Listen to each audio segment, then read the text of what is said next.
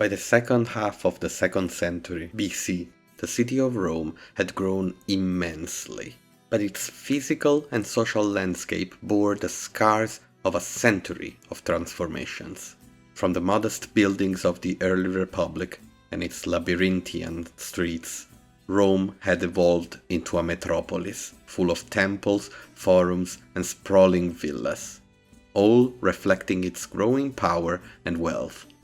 Yet beneath this veneer of grandeur lay the struggles of an increasingly fractured society. The echoes of the Gracchi brothers' failed reforms still reverberated through the streets, their deaths echoing in the minds of many. Change was coming, and a storm was brewing. Hi, I'm Andrea, and this is The Eternal City, the series in which we go through the story of Rome from beginning to end. Rome the city, not the empire. If you want to start the story from the beginning, click on the playlist, otherwise, follow me. Rome was no longer a city dominated by small independent farmers. The influx of wealth from Rome's expanding empire had enriched the elites while impoverishing the lower classes.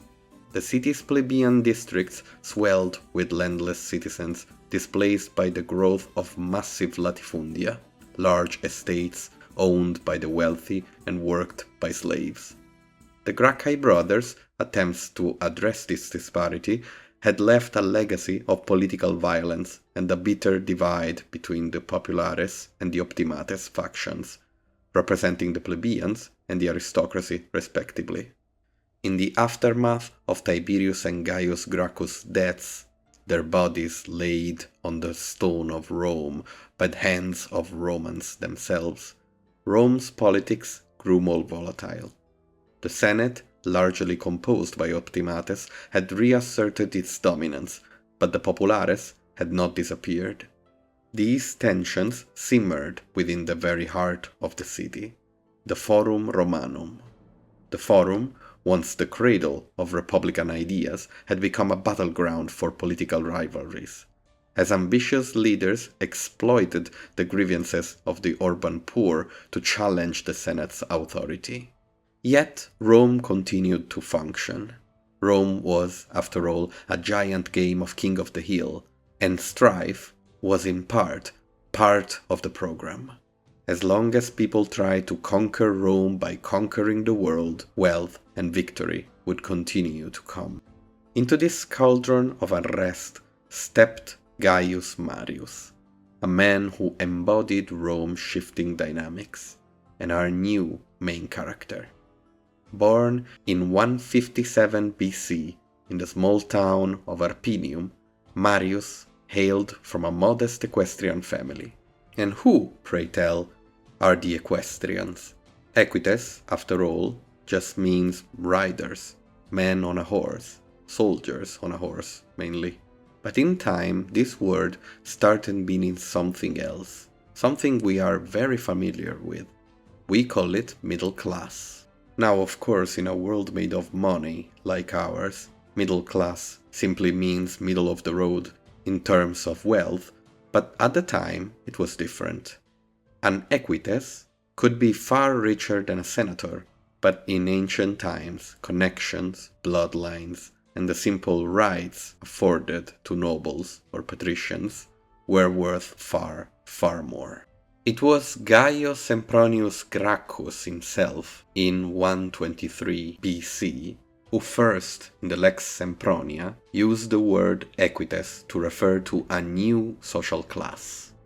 The law simply said that judges should all come from the Ordo Equestris, meaning they should be between 30 and 60-year-old and be able to afford a horse to serve as cavalrymen. The word equites switched from rider to a man capable of owning a horse to a judge or a potential judge. Marius was therefore born an upstart. Wealthy, yes, but not enough. From an important family, not enough. Despite his lack of noble lineage, Marius first gained prominence during the Numantine War. where he served under the famed general Scipio Aemilianus, the destroyer of Carthage. He gained a reputation as a disciplined and effective soldier and earned the support of powerful allies, including the influential Metellus family. By 107 BC, he had ascended to the consulship, a remarkable achievement for a man of his background. His election signaled a shift in Roman society, as the populares began rallying behind leaders who promised reform and military success. Marius was one of these leaders. In order to gain power, Marius convinced many different allies to join his cause. He was, after all, fighting a war at the time, the Jugurthinian War. To make a long story short for now, the war was plagued with corruption. Jugurtha, king of Numidia, or usurper of the throne, was extremely skilled in playing the political game Rome was built on. And Marius, as straight as an arrow, put forward the concept that he, being an honest man and an efficient soldier, could actually bring this war to an end. After much political maneuvering between him and Metellus, who was leading the war at the time, Marius finally managed to get an election going, asking the people to decide who would continue the war against Jugurtha.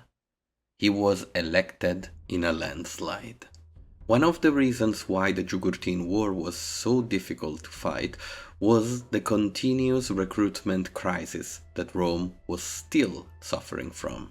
We talked about this crisis plenty in the last episode, but now we talk about the solution. Marius decided to break with tradition and began a series of immense reforms. The property requirements for military service excluded much of the urban poor, the same class that had grown so much with the change in economic structure in the empire. Marius decided to enlist the capitecensi, the landless, those who had nothing. This decision not only replenished the ranks that now could finally pull people from the landless citizens filling Rome's streets, but also created a new class of soldiers loyal to their generals rather than the Senate. Their generals, after all, were the ones responsible for them having something instead of nothing. Their generals being able to continue their campaigns were the difference between them gaining land at the end of a successful campaign or gaining nothing other than their salary. Since generals were also politicians, the generals were also those who would fight for them, guaranteeing them that they would actually receive what they were promised for their blood, sweat, and tears. The next decade was tumultuous.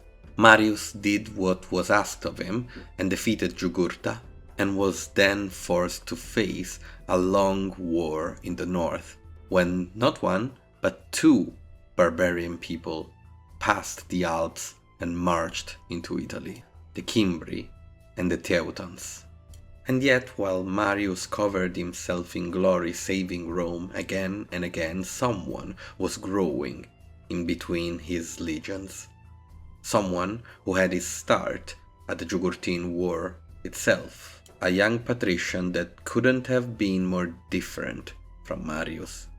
Born from a disgraced branch of the Cornelii family, the same great family from which Scipio, both the man who defeated Hannibal and the other man who destroyed Carthage, were from. Born with the right bloodline but almost no wealth to his name, Lucius Cornelius Sylla was a brilliant political strategist, willing to outmaneuver his rivals by any means necessary. He served under Marius and was himself the one who finally captured Jugurtha.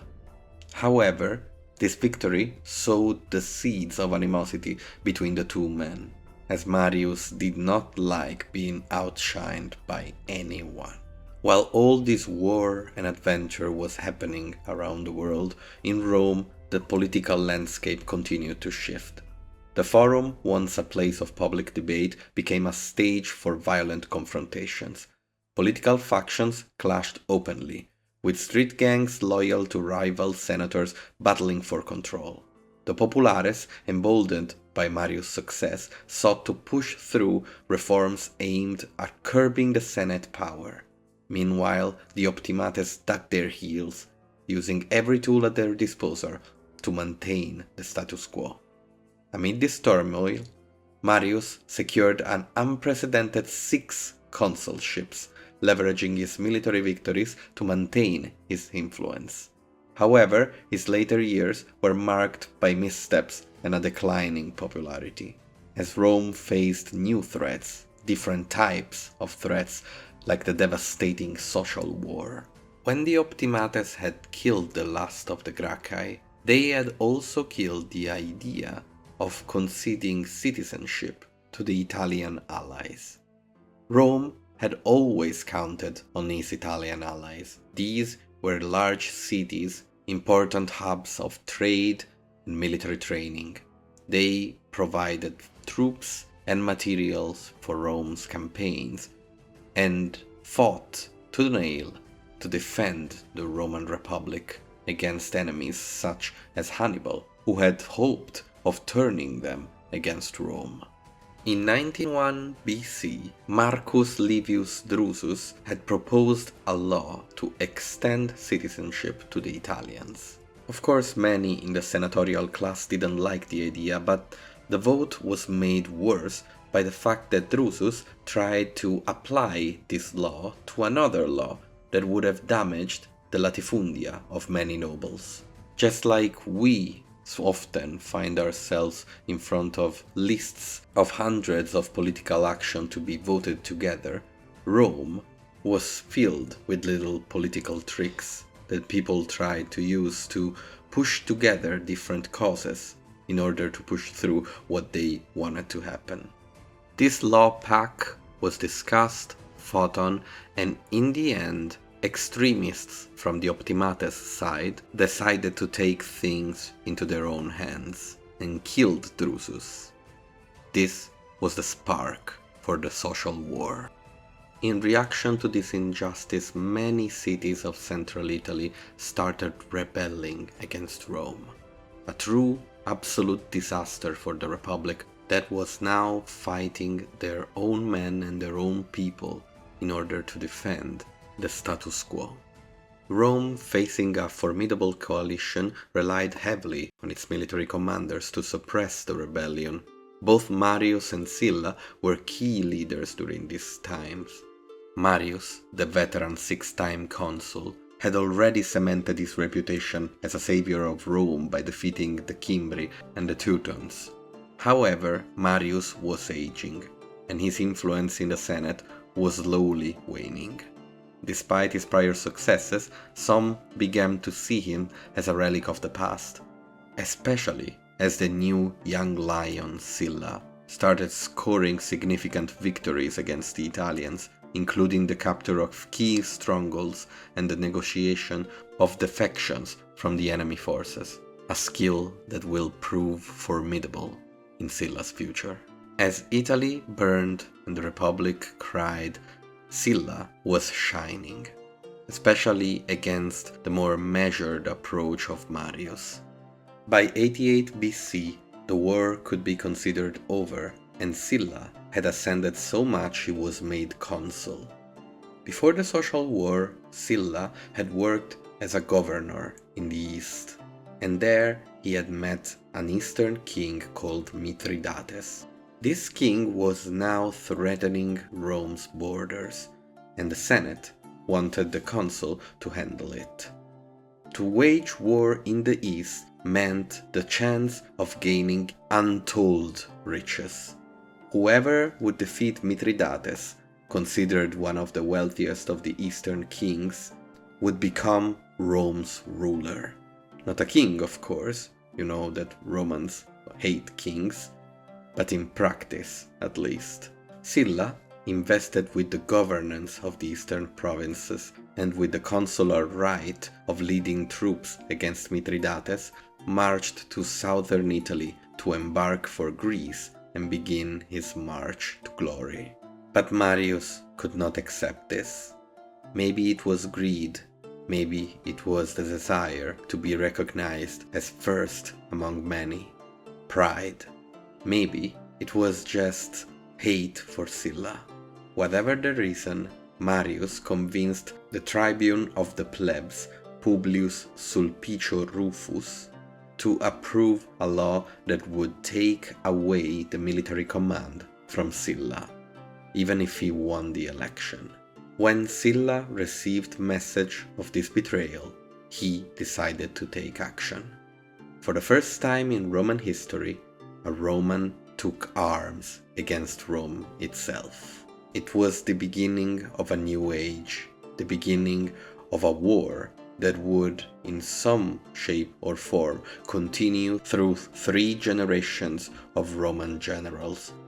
Great characters that we all know and we all remember. With 6 legions behind him, Sulla advanced on Rome.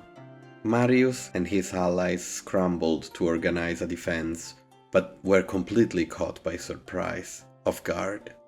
Sulla's soldiers, veterans hardened by years of warfare, overwhelmed the hastily assembled forces loyal to Marius. Imagine, though, the urban population fighting, not in the streets, where blades and spears could hit you, but throwing vases from the roofs. This forced Sulla's soldiers to burn many buildings and houses in Rome, an act that Sulla himself would find repulsive. Once inside Rome, with the battle won, Sulla moved swiftly to consolidate power. He declared Marius and his supporters public enemies, as they had fled the city. Many of Marius' allies were captured and executed, their properties confiscated. Sulla then repealed the legislation passed by Sulpicio, restoring his command of the Mithridatic campaign. To cement his control, Sulla enacted reforms that aimed to curb the power of the populares and strengthen the Senate authority. These included measures to restrict the power of the tribunes of the plebs, who had become a key tool for popular agitation. Sulpicio himself was hunted down and killed, his head displayed in the forum as a grim warning. Despite his apparent dominance, Sulla's position in Rome was precarious. He lacked the resources and time to root out all opposition. Marius was still around, and Mithridates was threatening Rome's eastern provinces. He was forced to depart for his war, leaving the Senate in control of the city. Having to move this fast after gaining control of the Republic would prove costly, as Marius would return with a vengeance, plunging Rome into further turmoil. In our next episode, we'll walk the now bloody streets of Rome as Marius' men hunt and kill and avenge in the name of political power. Since the first episode, we have compared Rome to a fantasy city like Minas Tirith or King's Landing. Now Rome lives a dark time. Once a city of peace, untouched even by Hannibal's men, now Rome is a bloody mess. It's a dangerous place where you could be killed at any time, where political figures are killed in the streets by their opponents, where a knife is more effective than debate to solve problems. This is the kind of chaos that in time will convince everyone, even the lowly plebs, that a strong figure, a guiding hand, is necessary. What's an empire, after all, without an emperor? If you enjoyed, please like, comment and subscribe. See you later.